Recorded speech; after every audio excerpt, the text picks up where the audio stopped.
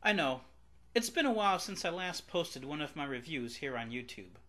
I've had a few requests, so I'm going to try to get back into the game. Here is one of my more recent reviews. It's entitled, What Does Where in the World is Osama Bin Laden Have to Say to the World of Barack Hussein Obama? And it was published last Sunday, March 1st. The light-hearted Morgan Spurlock documentary, Where in the World is Osama Bin Laden, is very much a product of the Bush era. Completed a year ago, it played in theaters last spring and was released on DVD last fall. The film, which chronicles the travels of Spurlock as he journeys across the Middle East in search of the world's most notorious terrorist, is clearly a reaction to the war on terror policies of George W. Bush and a fair reflection of the Arab world's mixed views of America. But now, as a new president replaces the old and promises to reverse many of the previous administration's policies, and as other countries cautiously consider changing their negative attitude toward America, does Spurlock's film still hold up? Has Obama rendered Spurlock's film irrelevant? On the contrary, I believe his film holds even more power now, as we stand on the brink of fulfilling the promise of improving foreign relations. The film was great a year ago, and I think it's even more potent now. As the somewhat humorous documentary begins, Spurlock, best known for his all McDonald's diet in Super Size Me, learns he is going to be a father. He's driven by that parental urge to make the world safer for his child, so he sets out to capture public enemy number one, Osama Bin Laden, because, he says, if I've learned anything from big-budget action movies, it's that complicated global problems are best solved by one lone guy, crazy enough to think he can fix everything before the final credits roll. Accompanied by some cute animation and video game-style graphics, Spurlock sets off on a tour of the Middle East, where he asks every person he meets if they know where Osama Bin Laden is hiding. He also asks some more poignant questions about their opinions on the war on terrorism.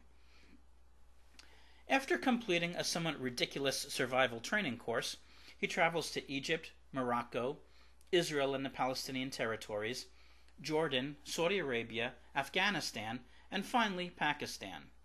He adopts a somewhat naive but pleasant persona and engages professors, clergymen, experts, relatives of terrorists, and, most importantly, the people on the street to find out what they think of America and her policies. Although he does encounter some seething anti-American sentiments, the vast majority of Arabs whom he speaks to are very friendly and say they harbor no ill feelings towards the American people. They just resent the imperial foreign policies of the U.S. government and how they continually prop up dictators throughout the Middle East. Spurlock then explains, through funny cartoons, and how and why the U.S. supports certain despots. Somewhere along the way, he says, we decided that in order to protect our freedom, it was okay to sacrifice the freedom of others. Spurlock witnesses some very serious things, including a rocket launched by Hamas into an Israeli school, a bomb squad blow up a suspicious package on a street in Tel Aviv, and Chop Chop Square in Saudi Arabia, where violators of religious law are executed. But he also interjects a lot of humor along the way. In Tora Bora, Afghanistan, where he searches caves for Osama, he learns of the mayor's plan to build an amusement park. Spurlock suggests that the advertising slogan could be, Tora Bora, it's the bomb. Spurlock's presentation of the Middle Eastern conflicts is a bit simplistic, especially compared to many other more serious docs about the war on terror which have come out over the last several years. In fact, there's very little in this film that will come as enlightening to anyone who's been paying close attention to the news and listening to meaningful political analyses on NPR. When Where in the World is Osama Bin Laden was released last year, Spurlock took a bad critical hit for that. But what these ivory tower critics failed to recognize was that the film made no pretense to serious analysis.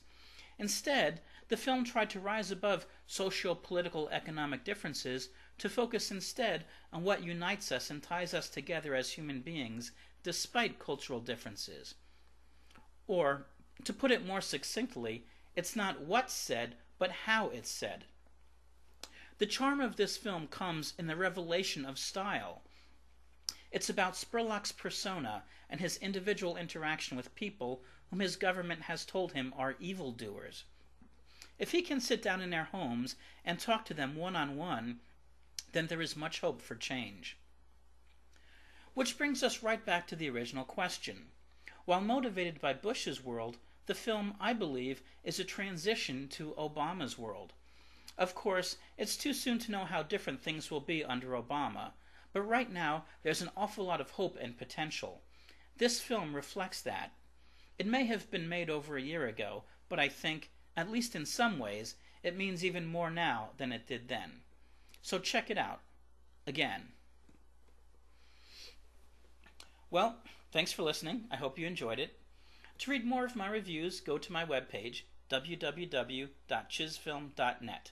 And don't forget to leave a comment to let me know what you think. Thanks, and have a great day.